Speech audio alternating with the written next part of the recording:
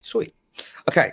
So, big question to start. Give me the life story of Yas. Life story of Yas. Okay, so how far are we going back? Your story, you tell it. Life story.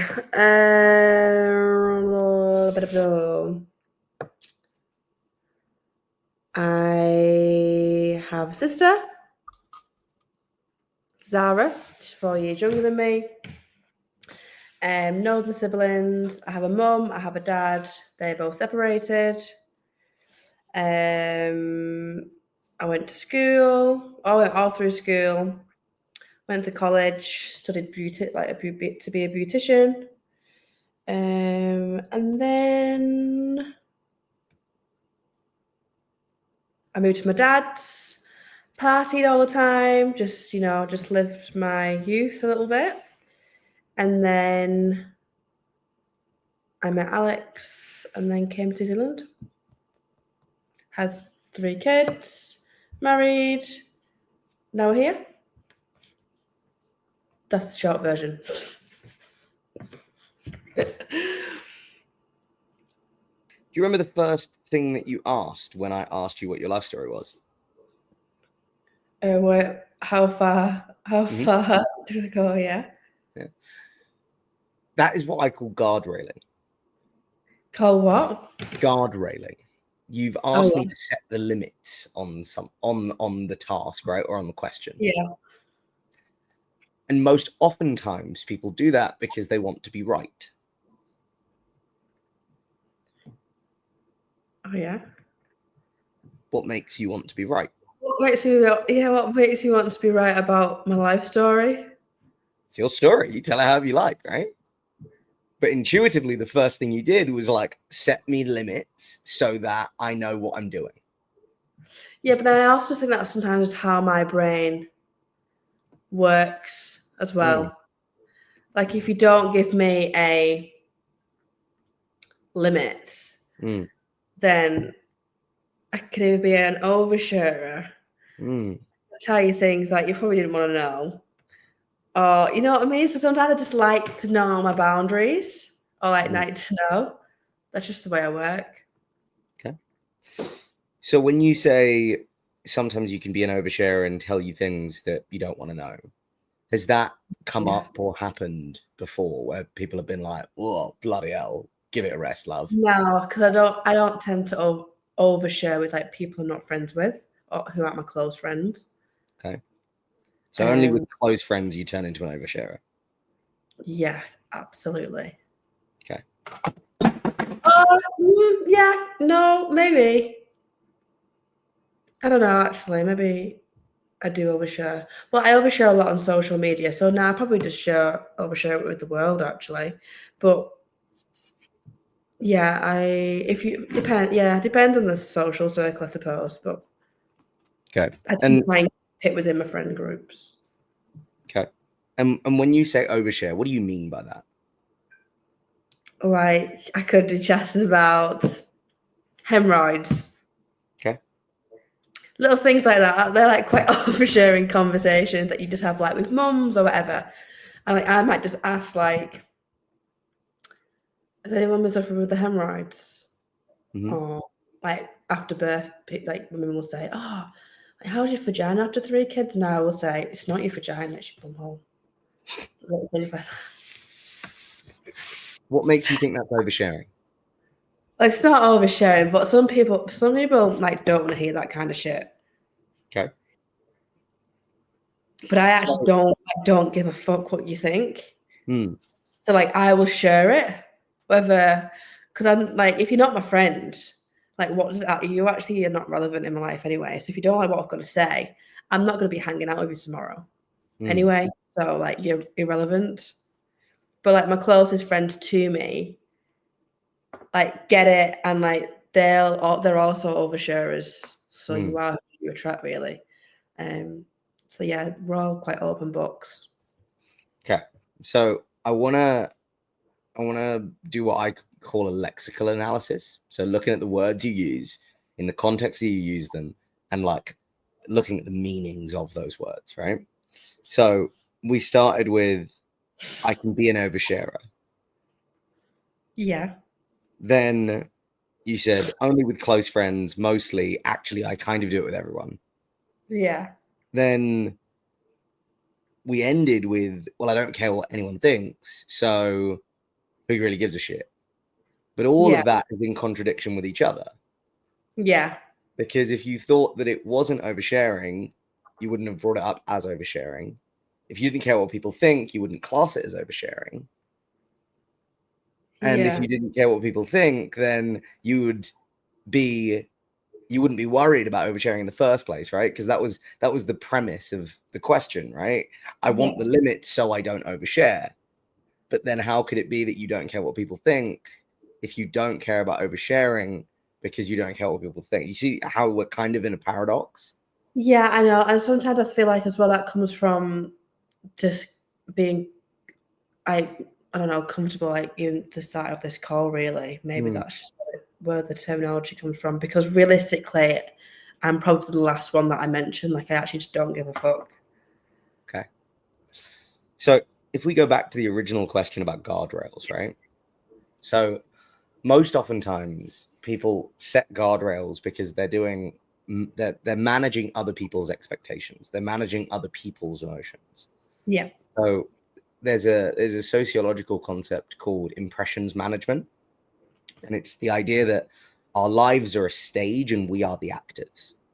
Yeah. So in every facet of your life, you are performing to some degree. And, imagine you're at a comedy show and the comedian tells a joke and the entire room is silent. You're probably not going to tell jokes like that again because you're like, that went down like a sack of shit, right? Same concept. Well, when someone starts guardrailing, especially the first response to that big question, what they're trying to do is manage me. And they're trying to say, okay, well, how am I meant to show up in this so that insert thing here? It could be so that David is comfortable. It could be so that David likes me. It could be so that David doesn't think I'm broken. And all of these things come in that big bucket of impressions management. And the interesting part of that as an idea is in your own mind, you don't give a shit about what other people think. Challenge that. Because I think consciously you're telling yourself you don't. But subconsciously, you really do care what other people think. Yeah. For context, I've had people tell their life story over 45 minutes. You were done in about 6. If that. Really, it was more like probably 2.5, right? I think you do care. Yeah. How come? I don't know. I don't know, though. I don't know. I don't know how much I do care, though. Okay. Like, it's caring, but like if there was a scale, I definitely care way less than what Other it should people? be. Yeah. So it's still based on other people. Oh no, but I just don't. Sorry, not on both of you, but I just don't. It's not that high. Okay. In comparison to what? No, meaning like versus comparing what I do, how I am, like say a 50-50 scale, how would you scale bit, that was all. Okay. So if we go if we look at the life story you told, the first thing that you mentioned was your sister, then your mum and dad who separated, went to school, went to college to be a beautician. When you're at school, describe your school life to me. Describe school life. God, my memory's so bad. Went to school, a little bit naughty. When I mean naughty, like I would skip school. But this was all at the end of like the last year of school. Just wasn't really enjoying it just because I didn't like my classes. I wasn't very academically clever. I only liked things that I was interested in. So I did a public services course because I wanted to be in the police. And then so I smashed that because I actually enjoyed being there. But everything else I didn't really care about. I also had another friend that was also kind of the same as me, so we both would just obviously wag it and not go to school, I suppose, some lessons. But yeah, reasonably, I got along. Obviously, a little bit of bullying just for like racial comments, but nothing. I wouldn't say I left school and thought, oh, I was bullied. Mm.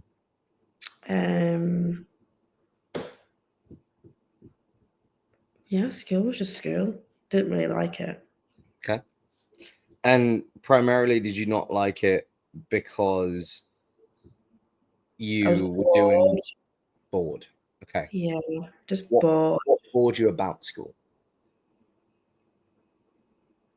But I think like only like coming out of like being an adult now, knowing that I probably do have ADHD. Mm. Struggled a lot in school and not having to recognize that. Mm.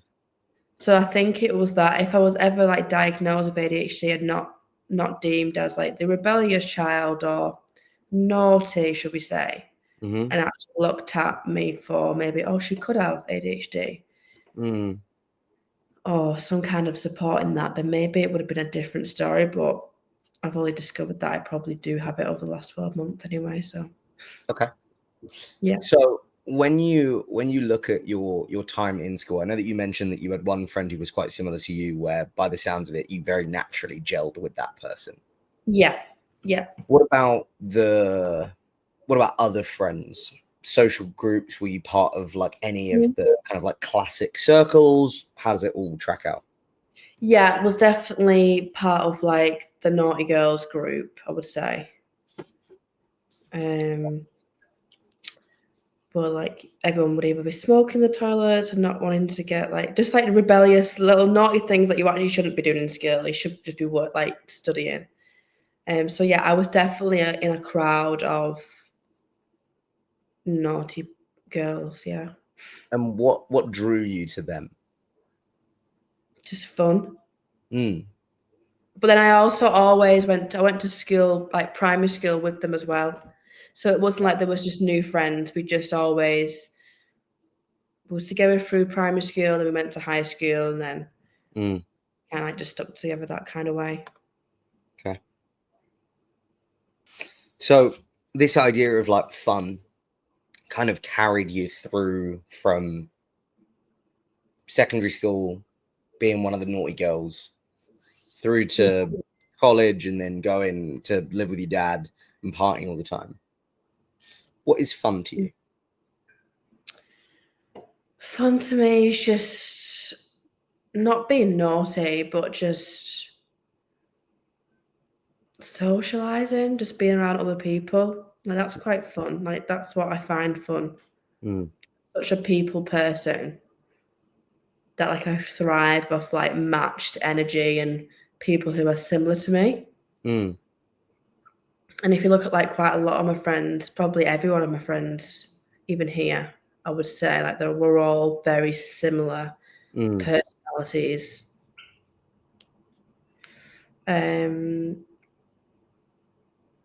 Just carefree, fun.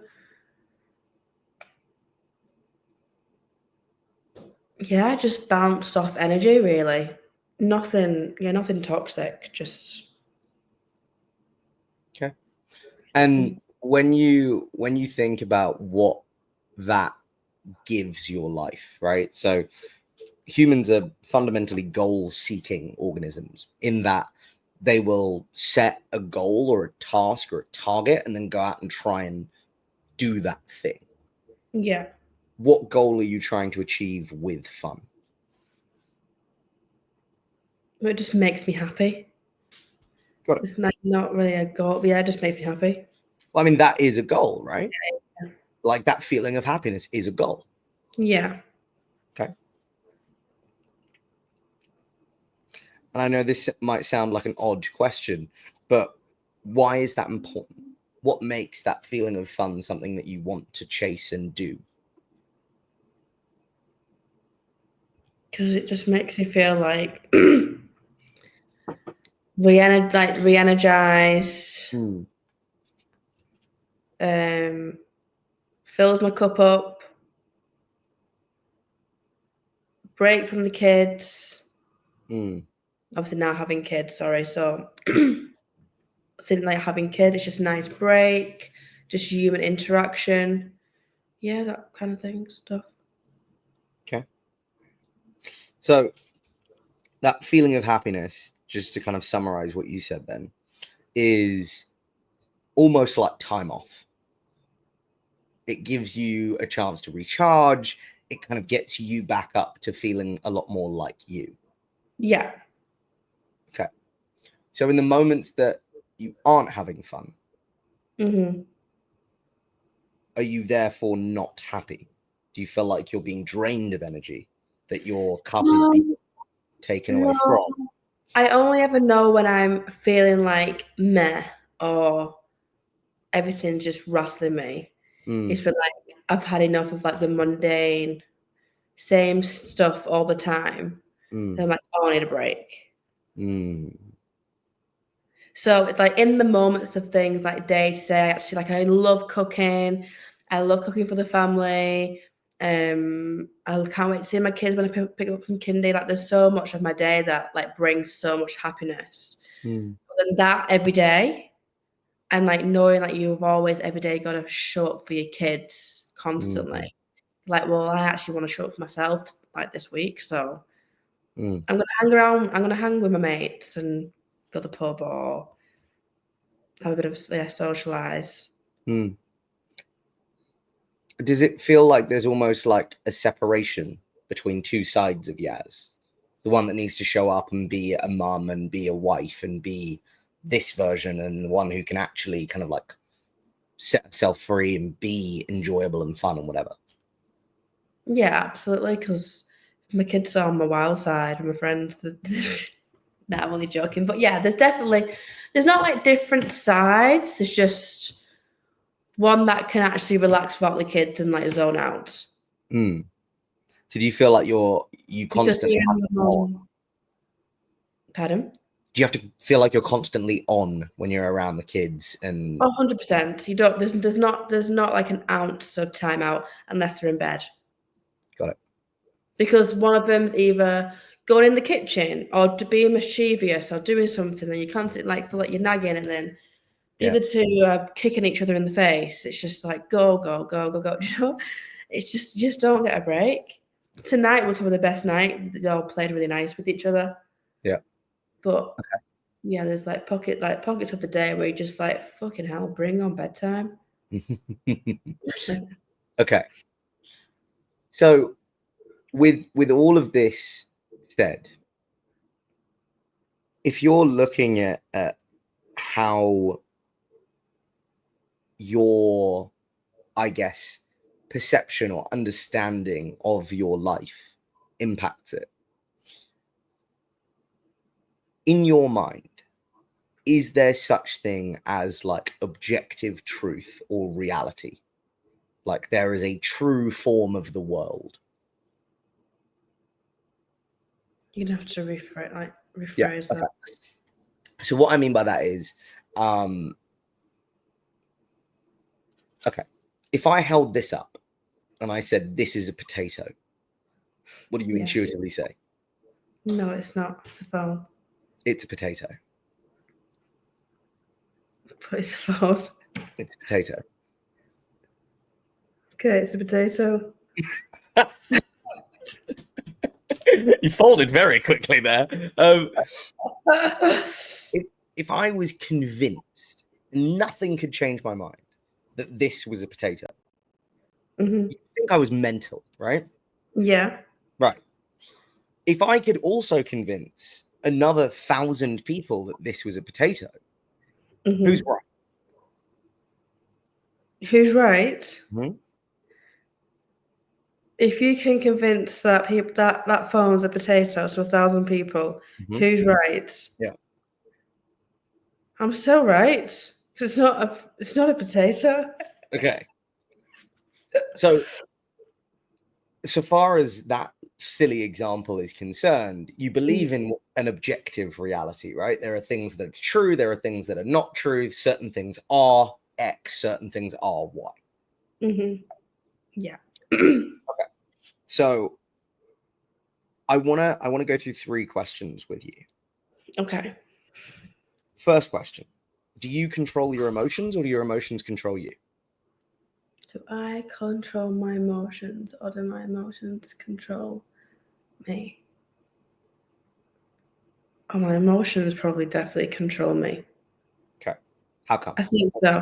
But then I think that's also down to ADHD, because I took an ADHD tablet Yeah. and it was the opposite way around. Okay. Interesting. You feel a lot more in control when you're medicated. Yeah, like not overstimulated. Mhm. Feel like, yeah, I can just be like more level-headed. Okay. So Whereas if I'm cooking in the kitchen at the moment and then someone's crying, I'm like, shut up. Like, seriously, somebody get this kid out the kitchen because I can't even concentrate. It's all so much noise. right. And it's like, say, for example, if Alex tries to have a conversation with me Mhm. and the kids are talking, Yeah. I say to him, like, park the conversation because I just can't listen to you. Yeah. Then the kids are shouting, I want to talk, I want to answer what you got to say. And I'm just like, this is after. Got it. Okay. And have you been clinically diagnosed with ADHD? No, I haven't, but my friend gave me some medication. But Right. I can't, which is a bit fucked up, but I can't be medicated for it yet until we get our citizenship for here, because on my records, if it says I'm ADHD, I won't get my citizenship because of the Wow. medical condition. Yeah. Wow. So I'm holding off. Interesting. Okay, let's put a pin in the ADHD discussion. Okay. We'll come back. Yeah. Yeah. Okay, so broadly, right, medicated or not, in your mind, your emotions control you. Yes. Okay. When was the last time that you and Alex got into a really big fight? Like, proper fight? Probably about, I think about 3 months ago, I think it Okay. was. In that moment, on a scale of 1 to 10, and I realize that that's a weird thing to try and conceptualize, scale of 1 to 10, how angry were you? Oh, I was definitely a 10. Got it. Perfect. I've never Okay. been like that before, so that was definitely a 10, I would say. Perfect. So when you were that angry, what stopped you from grabbing like a frying pan and just beating him over the head with it? Because I know morally that's not the right thing to do. Why would I get a pan and hit him over the head? You were a 10 out of 10 angry. You literally can't get more angry, I wouldn't be violent. but you're a 10 out of 10 angry. Yeah, verbally. But if your emotions controlled you, you wouldn't have a choice in that. So then what? Does emotions not control me? I'm not saying a word. I'm just repeating back what you told me. Yeah, but I felt in that moment I was 10 out of 10. Only because I'm not normally a 10. I've never gone to that extent. Never gotten to that extent.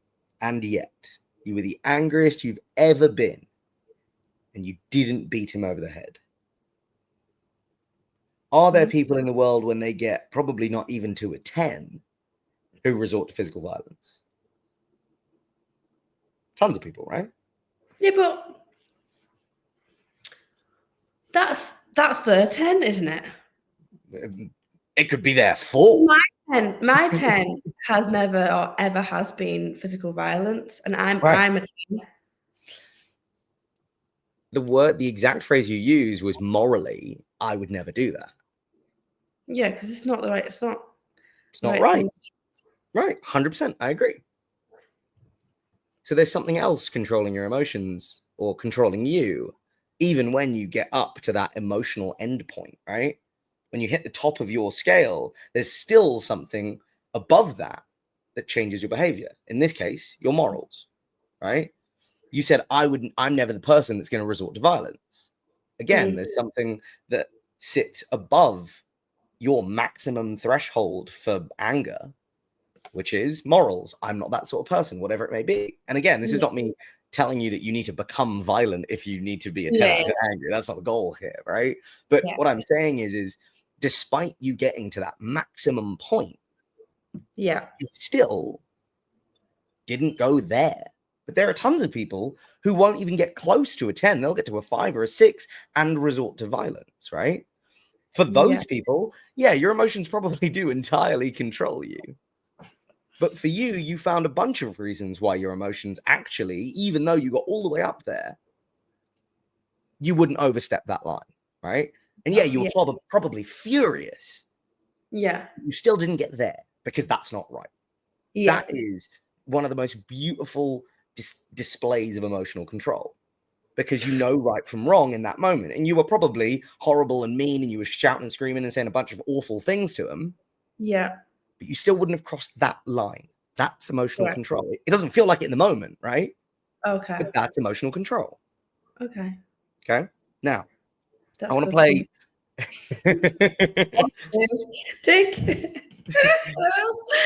I want to play a game with you. Okay. Yeah. I'm gonna get my phone out and I'm gonna put a timer on. Okay. And your only task for the next 30 seconds is I want you to smile the biggest smile you've ever smiled in your entire life. Okay. That's it. Okay. Nothing else. Ready? 30 seconds. Yep. Go. That's like a 3. Like, what are you doing? That's that. There we go. Now we're getting somewhere. Keep going. Go on.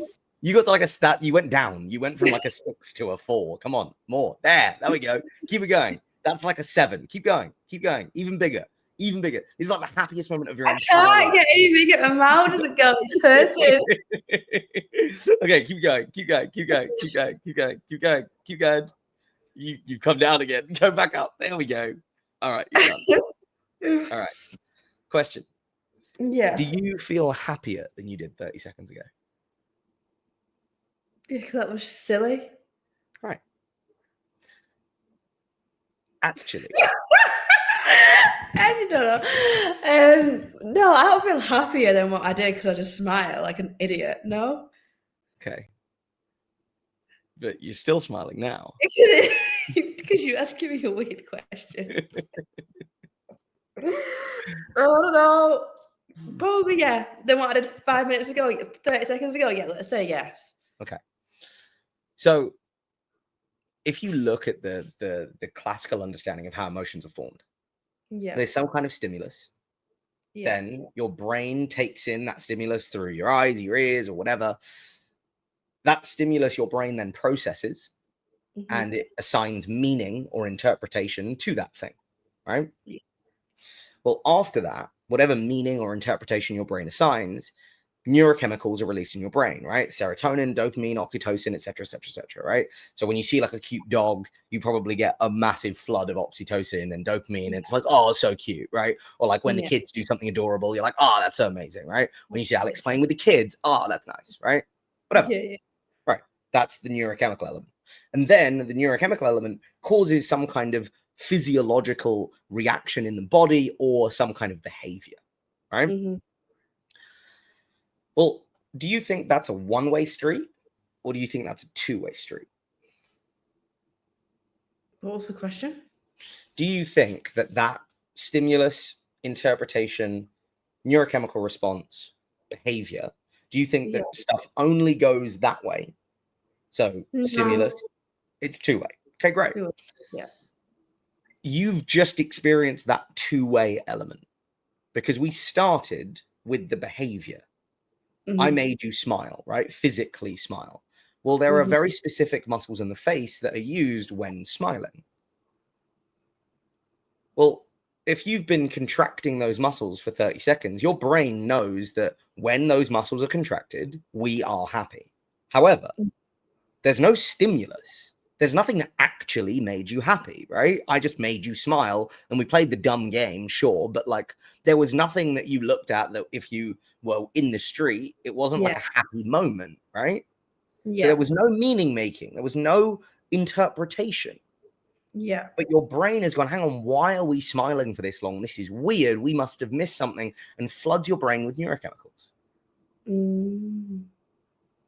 And probably about halfway through that 30 seconds, you kind of got done with it being weird and you started to kind of feel it in your body that actually there's like, I can kind of feel like I'm actually smiling, right? And about halfway through, you started to smile properly, right? Right. Yeah. And that neurochemical response then continues, right? And then you smile properly. Yeah. Well, if I asked you to take a guess at how long that neurochemical response, right, the actual existence of those chemicals in your brain lasts, how long would you say it is?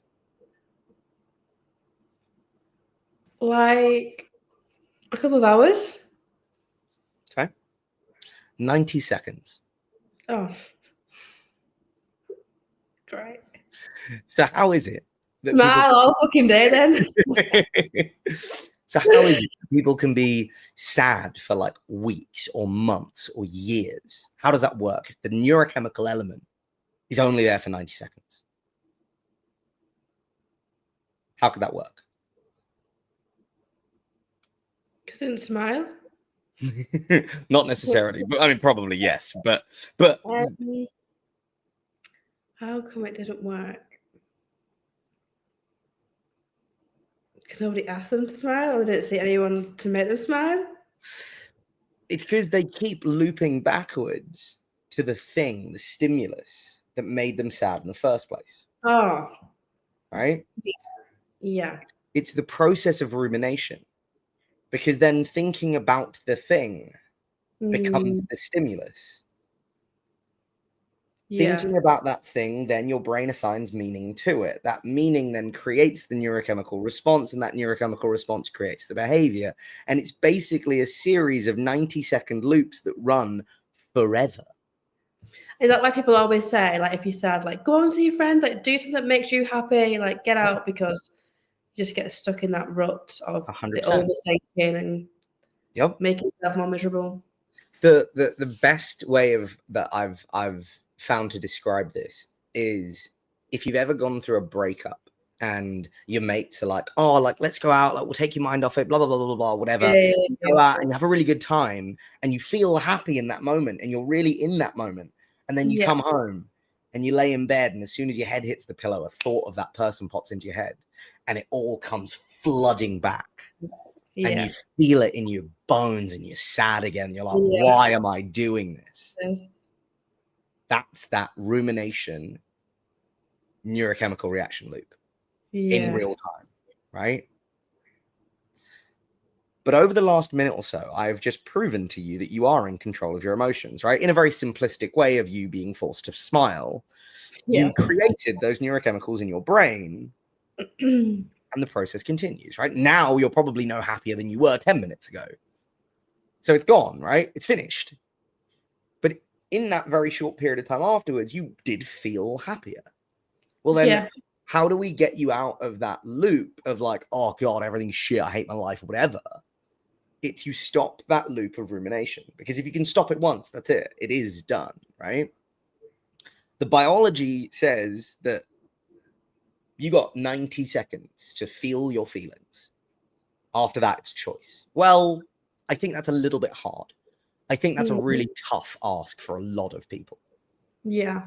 So instead of making it 90 seconds, when the kids are having a tantrum and they're like absolutely losing it, if you don't give them anything else, right? If you don't try and calm them down, or if you don't try and like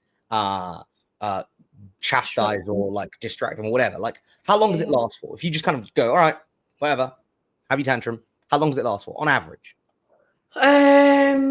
Not long, like some kids, I would say. The longest 15 minutes, should we say? Okay. Do you think that you have a better emotional regulation? Do you think you have a better emotional regulation ability than your kids? I would like to think so. Okay. So then let's give you half of the amount of time that they get. 7 minutes. Feel your feelings, right?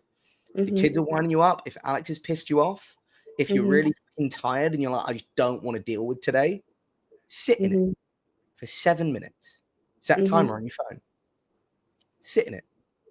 And I can guarantee you that if you don't keep looping, right, and you say, okay, cool, I'm annoyed, this has pissed me off, and I'm just going to sit in it, and I'm allowed to be annoyed for 7 minutes. I'm allowed to be as annoyed as possible for 7 minutes. But as soon as that timer hits 0, I'm going to choose to move on, that emotion will be gone for the rest of the day. It's insane. I know it sounds mental because your entire life you've lived under the premise that your emotions are in control. But if that was the case, you are basically just a giant meat sack controlled by a 90-second neurochemical impulse. You're basically a giant robot. Yeah. And we both know that that's not the case, right? You're a real person who has control over how they feel and how they act and what they do and all the rest of it. Yeah. Why do we say that this process in the brain is more important than your ability to control it? Because if you can control it, your life meaningfully changes, right? Yeah. Think about the last time that something knocked you off. Not like crazy annoying, but like you're not, blowing your top off, but it's pissed you off. And it's pissed you off for like half a day. Okay, what was that thing? Oh, was it? It was pissed me off for half a day. It pissed me off. Oh, yeah. Let's just go with this one. Yeah, half a day, ish. Okay. What was it? It was a friend that a really good friend of mine got jealous over me and her partner. Okay. And it knocks you off for half a day. Well, it knocked me off for basically the full day until until we got the full picture. But it knocked me off. Yeah. Okay. How many times did you run through a variant of that thought or issue in your head during the day? Well, I didn't know the full story, or we didn't know any context to it really, because it was just her brain being jealous.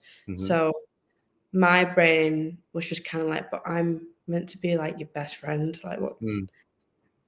I'm disappointed that that's how you think of me. Right.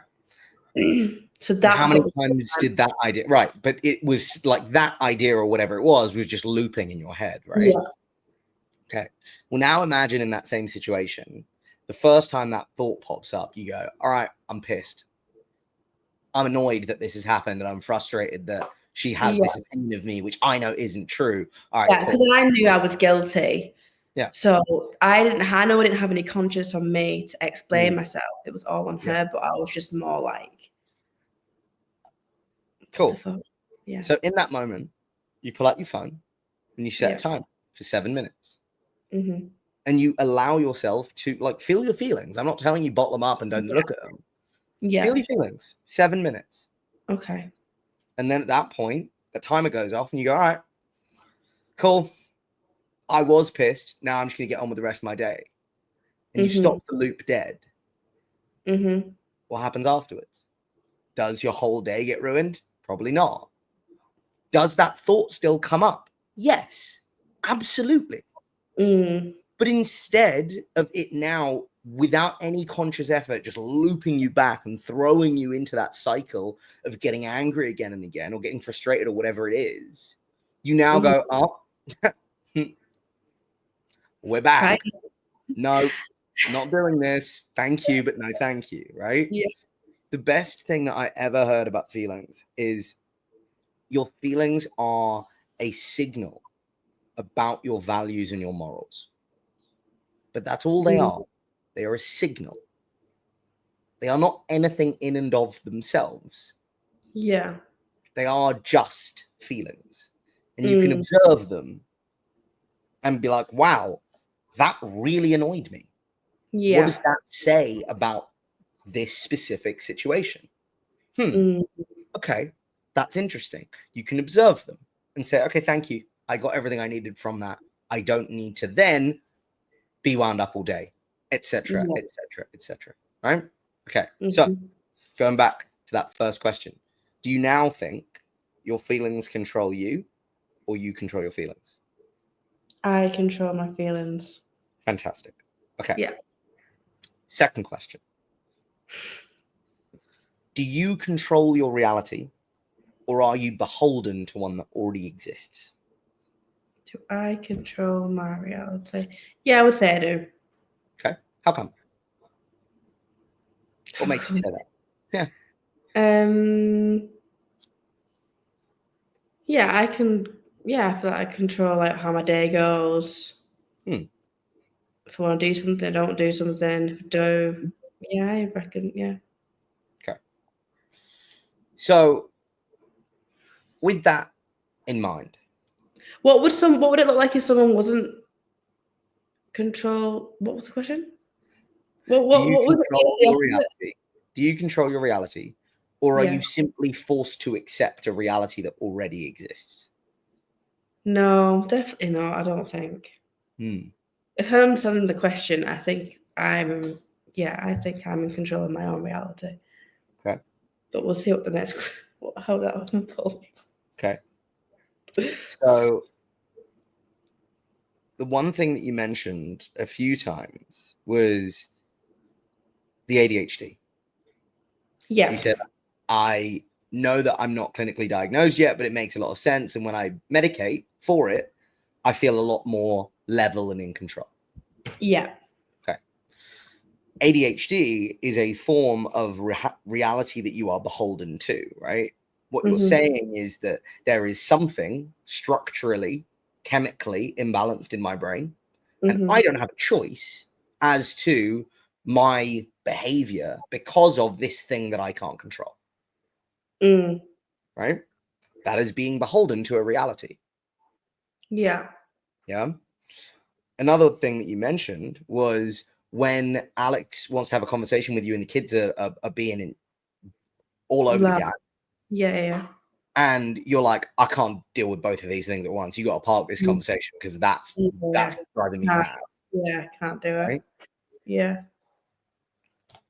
You are beholden to the reality that your kids have created for you. You don't Yeah. control that reality. You are beholden to it. Right? Yeah. When you said that I was one of the naughty kids at school and I only enjoyed the subjects that I enjoyed because I just didn't really care about the other ones, you are beholden to that reality. You don't get a Oh. choice in that, right? You've created structural elements around you that guide and shape your behavior versus saying that I control the reality that I live in and I am going to simply adjust or change my perspective on certain things so that I am now in control, right? That's the fundamental difference. Okay. So there's one of the easiest ways that I have to explain this is there's a story about blind men that meet an elephant, and the first blind man touches the elephant's trunk and says, an elephant is like a snake. And the second one touches its leg and says, no, an elephant's like a tree. And the third one touches its ear and says, the elephant is like a fan. All of them are, in their own ways, probably correct, right? They're describing a reality that they live in, right? The only thing that they know is if you touch an elephant's trunk, it probably does feel like a snake. Touch an elephant's leg, the size of it, it probably does feel like a tree. And it's mottled, and it's got like a weird texture, it probably does, right? If you touch an elephant's ear and you feel like the weird flap, you're like, oh, this must be a fan blade, right? All of these things are accurate, but they're completely incomplete. They've taken one aspect of it and assumed you've seen the whole thing, right? If you look at the argument that you and your friend got into, or where you felt slighted, where you didn't have a picture, that's that in perfect form. If you have the whole picture, would you have felt the way you did? Probably not, right? Yeah. No, I wouldn't have to know. Yeah. Exactly the same thing. Now, the question becomes, how do you get to that point of being able to control your reality? Well, you have to be able to control your perception, because there's nothing that you can do to shape objective reality, but you can change your subjective view on what you see in front of you. So, for example, let's say the kids are running riot. Yeah. You can choose to look at that and be like, the kids are acting out. That is a valid perception of what's going on. Equally, you can look at that and go, the kids have a shit ton of energy today. What can I do in order to help them use up some of that energy so that my life is easier? Yes or no? You tell me. You're the mum. You're the mum. I have to be very careful around subjects that I can't speak on, and child rearing is definitely one of them. But yeah, does that make sense? yeah, it does make sense. Okay. If you're trying to have a conversation with Alex and the kids are running right, Well, he knows better now not to talk to him because he knows the minute he hears, meh, I'm like, no, cut it off, we're done. right? Speak to you at 7 o'clock. But in that moment, right? Yeah, Can you look at that and be like, I can't have a conversation because the kids are running riot? Yes, absolutely. That's what your current reality says. You have no choice but to accept. yeah. Is there another perspective to that same situation? I don't feel like there is, but there must be. Right. You don't need to have the answers. All you need to do is catch that same pause that you just did, which is it doesn't feel like there's another way of looking at it, but there has to be. And I know there has to be. I just need to think about it. And if you can catch yourself in that pause and you can say, okay, wait, how else can I look at this? You will start to shape reality. So another kind of like almost even sillier example. What phone have you got? iPhone 13, 14, something like that. Okay, great. Is that a new phone or an old phone?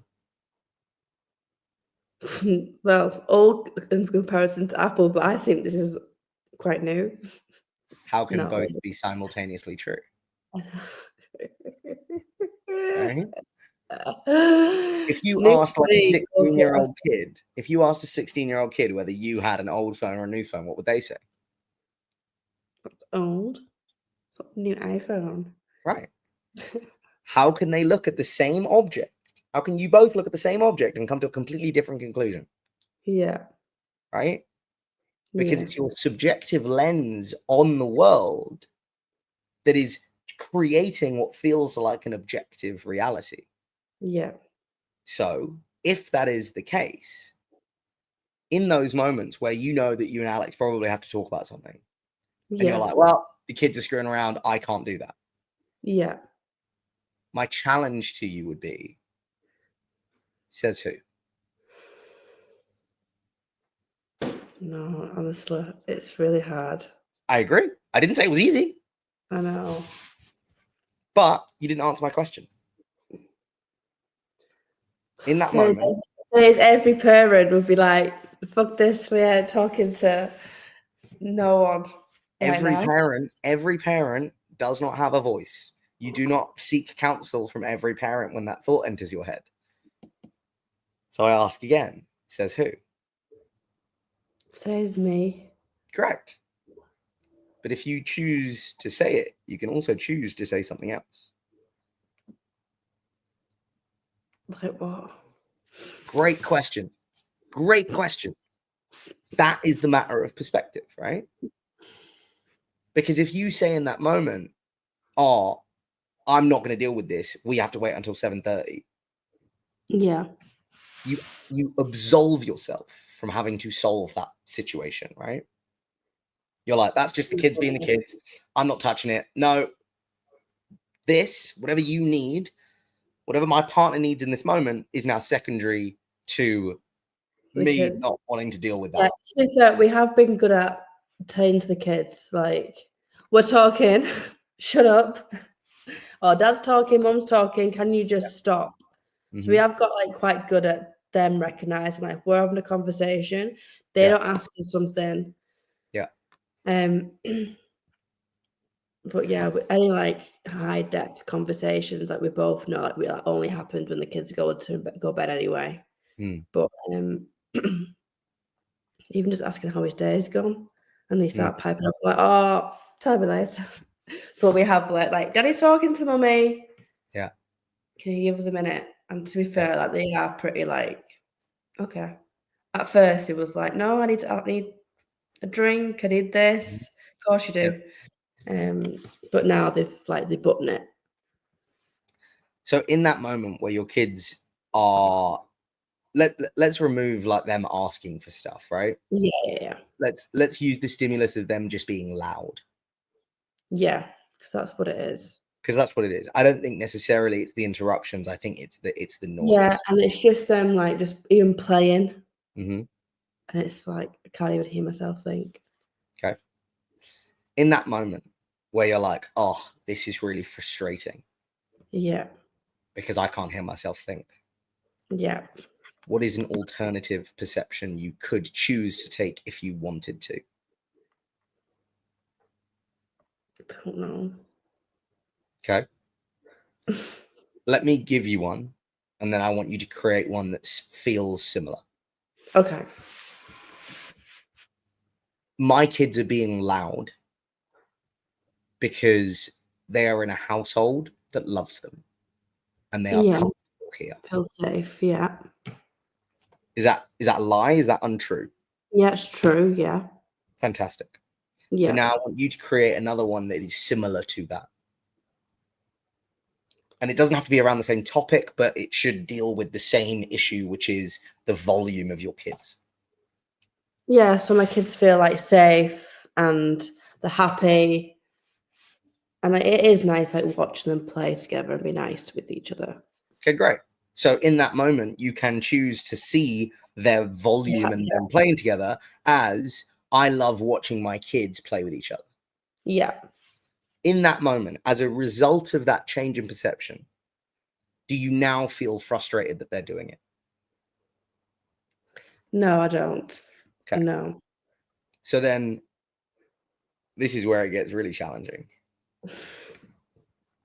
If you flip that on its head and you Mhm. say, I hate the fact that my kids are playing with each other in my house, how does that make you feel? I just wouldn't say those things, but just it's just like not okay. How come? Because that's what they should be doing, like being happy and full of life and bringing so much joy into the house. So yeah, I would never. And if someone ever said that about the kids, I'd be like, "Excuse me, Hmm. that's just morally not right." You are telling yourself that. Every time that you're like, I can't deal with my husband because my kids are being loud, that's what you're Mhm. telling yourself. You're telling Mhm. yourself that your kids being loud is a burden to you. Yeah, I am. You're right. Over a long enough time period. Subconsciously, you don't realize you're saying that, Yeah. thinking that, but you are like, "Oh, for God's sake, just shut up." Right. And over a Yeah, long enough time period, what does that turn into? them shutting Frustration, up. Yeah, right? Frustration, anger, outbursts. And then your yeah, kids will learn from that, right? yeah. They'll learn that mum doesn't want us to be loud in the house. Mm, What do they then code into their head? That if they're loud and they are enjoying themselves, that's not acceptable. yeah, And they won't do it in the house. So where will they go and do it? yeah. Elsewhere. Well, yeah, yeah, yeah. Is that the environment you want to create for your kids? No. Okay. Well, the first step from that is you have to change your internal monologue. Yeah, Because if you think your kids being loud is a burden to you, you will burden them with that. mm, So in those moments where you're like, shut up, mum and dad are talking, that's what you're saying in your own head. Is my kids being loud is a burden to me. mm, So, hence my question, I will challenge you now to come up with other interpretations. My kids being loud shows that they're happy and comfortable and safe in my house. My kids being loud shows me how much they feel like this is a loving home. mhm. And in those moments, now that you have that playing in the back of your mind, do you mind if the conversation that you have with Alex is interspersed with whooping and hollering kids? Probably not. You'll probably smile at it. Yeah, That is controlling your reality instead of being beholden to one that already exists. yeah. Interesting. Okay. So I'm going to leave you with those two questions. We've come on the hour. Okay. What I want you to do, homework, I want you to send me a voice note tomorrow morning with any takeaways or thoughts or whatever that you have after you go to bed, first thing you do when you wake up. Okay. If you want to have a conversation with Alex about this stuff, great, crack on, do it. Like, I get it. Like, spouses talk. Yeah. But what I don't want you to do is sit and ruminate on this, right? Like the same thing we talked about, controlling your emotions. Don't sit and ruminate on all the stuff that we talked about. I don't want your conscious mind thinking about this. I want your subconscious mind thinking about it. Tomorrow morning, when you wake up, shoot me a voice note on WhatsApp. Yeah? Wonderful. Okay, cool. Final question. Okay. We've done the first session now. Mm-hmm. What are your thoughts? Where's your head at? Yeah, good. Like definitely like blind spots that like you don't see it because you're in it. Yeah, that was good to see like how I can put them into practice. Good. Do you Huh? Because they're fucking loud. So it'd be really good to work on that. Good. Because I don't want them to be like, oh, I can't. Luckily, they're still loud, so I obviously haven't had an effect on them, so I can change. Right. But like that's the beautiful thing about kids is they're super resilient. And like if you can spot this as the adult in the room and be like, no, I've got to fix that, then it is your job to change it because your kids won't know how, right? Your kids are not able to be emotionally, adept at that age, right? They're really good at what is going on in their head in the moment, and they might be able to develop some kind of regulation. But in terms of understanding the longitudinal knock-on effects and all the rest of it, they're not going to get that. They're just going to figure out how they feel in the moment. But you do know that. And as the parent, you can absolutely influence that. Yeah, absolutely. Yeah. Wonderful. All right, cool. Yas, good first session. I will see you next week.